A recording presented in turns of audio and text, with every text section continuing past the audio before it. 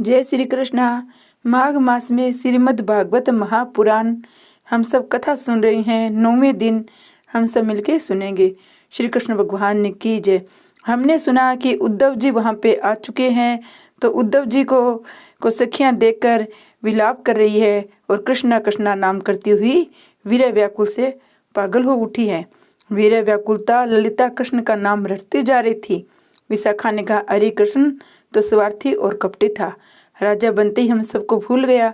अब मन लगाकर घर के काम काज करो। ललिता में कृष्ण को जो जो भूलने का प्रयत्न करती हूँ वे उतने याद आ जाते हैं। कल मैं कुएं पर जल भरने गई तो बांसुरी की सुनाई दिया। मैंने इधर उधर देखा तो पाया लाला वृक्ष की डाली पर बैठा हुआ बांसुरी बजा रहा है। मैं लाला के दर्शन से ऐसी बावरी हो गई कि घड़े को रस्सी से बांधने के बदले मैंने अपने बच्चे को बांधकर कुएं में उतार दिया। लाला ने ये देखा तो वह कूद कर आया, बच्चे को बाहर निकाला, मुझे लावना देने लगा। वह मुझे घर तक पहुंचा गया। मैं उससे कैसे भूल सकती हूँ। एक अन्य गोपी कहने लगी, लोग चाहे कुछ भी कहे किंतु मुझे तो कृष्ण यहीं दिखाई देता है। वह मथुरा गया ही नहीं। कल सायंकाल को जल भरने यमुना जी जाना पड़ा। अंधेरा होने को आया था। मैं डर रही थी। घड़ा उसने मेरे सिर पर रख दिया और बातें करता हुआ घर तक छोड़ गया। वह कहता था वह यहाँ ब्रज में ही रहता है। मुझे उसकी बातें बार बार याद आती है। मैं उसका स्वरूप भूल नहीं सकती। उसके साथ बातें किए बिना चैन नहीं मिलता है मुझे। बड़े बड़े साधु योगीजन समाधि लगाकर संसार को भूलने का भागीरथ प्रयास करते करते हैं, फिर भी उन्हें सफलता नहीं मिलती। उनकी वर्ती प्रभु में नहीं हो पाती है। तो इधर ये गोपियां प्रयत्न करने पर भी संसार को याद नहीं रख सकती है। एक पल भी कन्हैया को भुला नहीं पाती है। प्रभु को भूलने के प्रयत्न में निष्फल रहती है। हर किसी वस्तु का अभाव अनुभव किया जा सकता है किंतु आत्मा का नहीं। श्री कृष्ण गोपियों की आत्मा है, सुने कैसे भुला सकती है। गोपियां इस प्रकार कृष्ण के विषय में बातें कर रही थी। उद्धव स्नान आदि से निवृत्त होकर भगवान द्वारा दिए गए पीताम्बर विजंती माला धारण करके आए। गोपियों ने उनको प्रणाम किया। उद्धव जी ने अपना परिचय देते हुए कहा, मैं तुम्हारे मथुरावासी श्री कृष्ण का अतरंग सखा उद्धव हूँ। तुम्हारे लिए उनका संदेश लेकर आया हूँ। गोपियाँ, तुम थोते पंडित ही हो। क्या श्री कृष्ण केवल मथुरा में ही बसते हैं? वे तो सर्वंतर है। तुम्हें मात्र मथुरा में ही भगवान दिखाई देते हैं। हमको तो यहाँ के कण कण में उनके दर्शन हो रहे हैं। वहाँ देखो, कदम के वृक्ष पर बैठा हुआ कन्हैया बांसुरी बजा रहा है। क्या तुम्हें दिखाई नहीं देता, सुनाई नहीं देता? उद्धव जी, यदि तुम्हें श्री कृष्ण से साक्षात्कार हुआ होता तो तुम उन्हें वहाँ छोड़ यहाँ नहीं आते, अथवा तुम्हें यहाँ भी कृष्ण के दर्शन हुए होते। दान व्रत तप होम जप वेदा ध्यान धारणा समाधि कल्याण के अन्य सभी साधनों से ईश्वर से साक्षात्कार करने का प्रयत्न करना चाहिए। वे सब साधन भगवान के प्राप्ति की हैं। इन गोपियों ने तो जब तप आदि किए बिना ही केवल प्रेम भक्ति के भगवान को पा लिया है। उन्हें अनायास ही सब कुछ पा लिया है। दान जप तप व्रत आदि तो मन को ईश्वर से एकाग्र करने के हेतु है। यदि इन साधनों के प्रयोग के बाद भी मन ईश्वर से न जा लगे तो सब कुछ व्यर्थ ही रहेगा। उद्धव ने गोपियों के व्यापक निर्गुण ब्रह्म का उपदेश देने का विचार किया। वे कहने लगे, निर्गुण ब्रह्मा की उपासना करो। गोपियां, उद्धव जी, जो आनंद प्रभु ने दिया है वह आनंद तुम्हारा कोरा ज्ञान नहीं दे सकता। हम कृष्ण के जाप के सिवाय और कुछ भी करना नहीं जानती। हम तो गांव की अनपढ़ गोपियां हैं। अपना सैगुण निर्गुण ब्रह्मा का वेग तुम्हें मुबारक हो। हम तो कृष्ण प्रेम में ही तन्मय रहती है, सो हमें प्रत्यक्ष दर्शन देता रहता है। तुम्हारे उस निर्गुण ब्रह्मा की आराधना के तू हम मन चित्त कहाँ से लाए? अपना जो चित्त था वह तो कान्हा ने चुरा लिया है। उद्धव जी, भगवान ने कोई 10-20 मन तो बनाए नहीं है, और जो एक था वह तो श्याम सुंदर उड़ा ले गया है। अब तुम्हारे निर्गुण ब्रह्मा की उपासना कौन से मन से करे? उद्धव मन ने भयो 10-20, एक हो तो सो गयो श्याम संग की आराध इस। इंद्रिय शिथिल भई केशव बिन जो देही बिनु शीस, आस लगी रही तव सवासा जीवई कोटि बरीस। तुम सो सखा श्याम सुंदर के संकल जोग के ईस, सूर हमारे नंद नंदन बिनु और नहीं जगदीश। उद्धव जी, उस नंदलाला के सिवाय अपना अन्य कोई ईश्वर है नहीं, वह हमारा सर्वस्व है। उद्धव जी, उस कृष्ण की बातें ही जाने दीजिए। उस कपटी काले कन्हैया की मित्रता हमें नहीं चाहिए। उसने तो हमारा कलेजा कुरेद के रख दिया है। वो तो हमारा चित्त चोर के ले गया है। भगत कवि दयाराम जी कहते हैं, कालजू को रे तो कोने कहिए जी, वेरी जो होए तो बढ़ता रे फाविए, प्राणा रे प्यारी ये ने लिए, सोड़नो धाव मार्यो स्नेह, समले की राजा ने राव जवायो रे, कल न पड़े काई पैर न सूझे, रात दिवस घेला रहियो रे, कोई वस्तु क्षण चित न चेटी, अलबेलो आओ बैठो रे, दया ने प्रीतम जी ने जय एठू तो कहो, क्या सूदी दुख से हायो रे। श्याम ने अपने हृदय में ही घाव किया है, फिर भी उसको बुलाना, उसकी उपेक्षा करना हमारे लिए अनावश्यक है। उद्धव, और तो हम क्या करें। सबसे पहले श्री कृष्ण का दर्शन हमने नंद महोत्सव में दान किया था, तब से उन्होंने ऐसा जादू डाला है, हम उनकी हो गई हैं।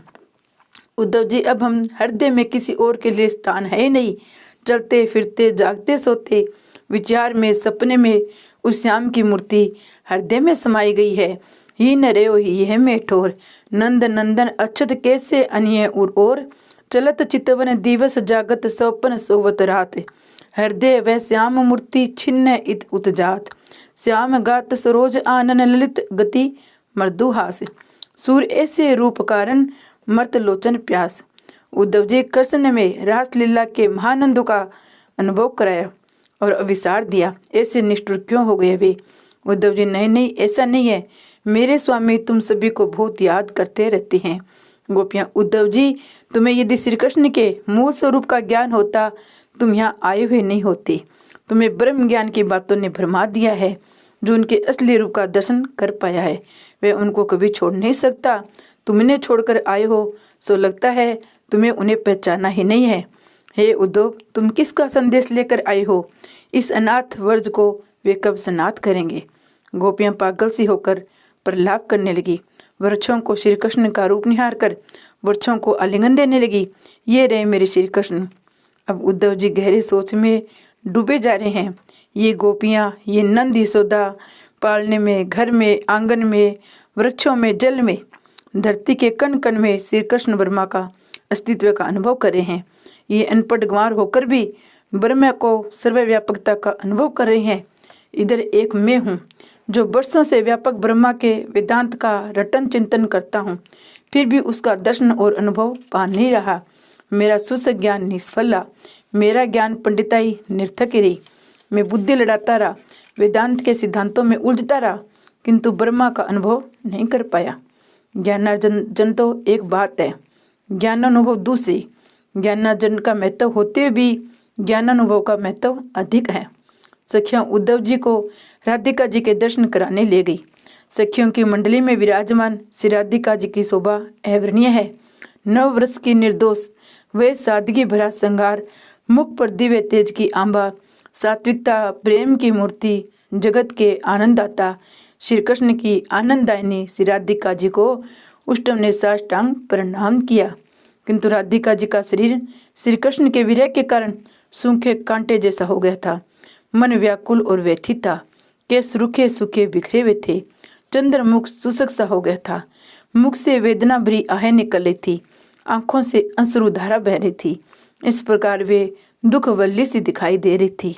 सूंख कर काटा हुआ तन था, विवेक बेहाल मन, बाल बिखरे शुष्क थे, मुरझा हुआ था विदु वदन। वह निकलती आहें थी आंख आंसू से भरी, वसन अस्त व्यस्त थे, थी दुखलता पूरी हरी। श्री राधा जी उद्धव जी से पूछने लगी, तुम कौन से श्री कृष्ण का संदेश लाए हो? मेरे श्री कृष्ण तो यही है, मैं वियोगिनी नहीं हूँ। अंतर की सहयोगिता राधा श्री कृष्ण के चिंतन में लीन हो गई। उद्धव जी ने फिर वर्णन किया और कहा, मैं मथुरा से आया हूँ, श्री कृष्ण यहाँ आने वाले हैं। श्री राधा जी, क्या तुम मेरे स्वामी का संदेश लेकर आए हो? किंतु उस संदेश से मुझे कोई शांति नहीं मिलेगी। विरहनी के दुख को कौन समझ पाएगा? राम बाण भाग्य होए तो जाने, मुझे शांति दे सके तो कोई शास्त्र मंत्र या ज्ञान जगत में नहीं है। मैं तो प्रतिक्षण श्री कृष्ण का भजन, ध्यान और दर्शन कर रही हूँ। राधा जी की कातर दशा देखकर सभी गोपियां, वृक्ष वेलियां, फूल कलियां, पशु पक्षी रोने लगे। राधा जी के दिव्य प्रेम ने उद्धव जी को भी रुला दिया। मैं इस राधिका को क्या उपदेश दूंगा? श्री राधा जी के मुख कमल की सुवास से एक भ्रमर आकर्षित होकर मंडराने लगा। राधिका जी उसे दूर करने लगी। तू तो कपटी है, काले कृष्ण का कपटी बंधु है, मेरे पास मत था। उद्धव जी ने फिर राधिका जी को प्रणाम किया।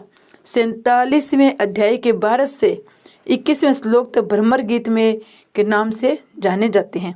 भ्रमर गीत में तो वैसे राधिका जी भ्रमर को उलावना देती है, किंतु उसका लक्ष्य तो है उद्धव जी के और साथ साथ कुछ कृष्ण को भी सुनाया है। भ्रमर गीत एक वचन में है और वेणु गीत, युगल गीत और बहुवचन में है। उद्धव जी कहते हैं श्री कृष्ण को कपटी मत को, वे तो दया और प्रेम के सागर हैं। वे तुमसे किसी को भी नहीं भूल पाए हैं, वे तुम सभी को बार बार याद करते हैं। राधा जी, उद्धव तुम उन्हें अच्छी तरह पहचान ही नहीं पाए हो। यदि उनके मूल स्वरूप का ज्ञान और अनुभव तुम्हें हुए होता तो तुमने उनको छोड़ा ही नहीं होता। तुम्हें ज्ञान और शास्त्र की बड़ी बड़ी बातें करना उन्होंने चला है। तुम्हारे शुद्ध ज्ञान से इस शुद्ध प्रेम की भूमि को क्या लेना देना है। ज्ञान और योग की चर्चा यह अप्रस्तुत है। प्रेम राज्य में एक ही प्रियतम का शासन करता है। अपना तो ज्ञान, शास्त्र, कर्म, धर्म सब कुछ श्री कृष्ण है। अपने सांस तक श्री कृष्ण में है, तो फिर तुम्हारे ज्ञान का हम कहाँ स्थान देगी। इस प्रेम की भूमि में तुम प्रेम की बातें कर सकते हो, शुष्क ज्ञान की नहीं। उद्धव जी, मैं तो मथुरावासी श्री कृष्ण का संदेश लेकर आया हूँ कि वे तुम्हें भूले नहीं हैं, तुम्हें और तुम्हारे प्रेम को बार बार याद करते हैं। श्री राधा जी, उद्धव जी तुम यहाँ क्या कह रहे हो। भगवान सर्वव्यापी है, फिर भी तुम उन्हें केवल मथुरावासी बता रहे हो।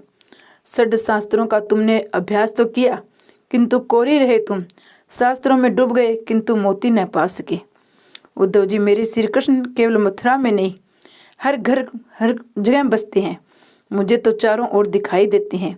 श्री कृष्ण यहाँ के कण कण में है, हमारे मन में है, हमारे हृदय में है, हमारे रोम रोम में बसे हुए हैं। वह कपटी कभी सामने आता है तो कभी छिप जाता है। तुम तो उसकी 2-4 महीनों से सेवा कर रहे हो। मैं तो उनके जन्म जन्मांतर की दासी हूँ। तुम उनके विषय में क्या जानते होंगे। कृष्ण स्वार्थी था, तभी तो सुग्रीव का पक्ष लिया था उसने अपने रामावतार में। वह कपटी है, तभी तुम्हें छोड़ कर गया है। तुम मुझे बार बार वंदन क्यों कर रहे हो, यहाँ क्यों आए हो। तुम्हें अपने कन्हैया ने भेजा है तो हम तुम्हारा स्वागत तो करते हैं, किंतु हम अनपढ़ों को तुम्हारे शास्त्र ज्ञान से क्या वास्ता है। उद्धव जी ने मान लिया कि उनके अपने ही शब्द गोपियां वापस दे रही है। उन्होंने कृष्ण से गोपियों को अनपढ़ कहा था। उद्धव जी, मुझे क्षमा करो राधिका जी, मैंने तुम्हारा अपमान करके अपराध किया है, तभी मैं अज्ञानी था। राधा कृष्ण अभिन्न है, ये आज मैंने प्रत्यक्ष देखा है। बिना राधे कृष्ण आधे। राधा जी, उद्धव जी, मैं और कृष्ण अभिन्न है, तुम क्या चाहते हो। हमारे अतिथि होने के नाते तुम्हारी इच्छा पूर्ण करना हमारा कर्तव्य है। श्री कृष्ण भगवान की जय।